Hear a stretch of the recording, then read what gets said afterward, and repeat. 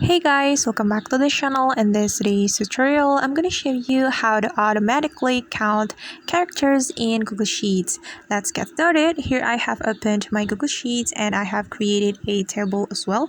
And we're going to count the amount of the characters of this title. Then the first thing we should do is click on this cell, and we can enter the formula. Make sure that you pay attention to this formula, okay? Type equal and len and click on A4 cell since the title is in A4 cell, and then we can click on the check mark, and let's just do autofill. Click on autofill.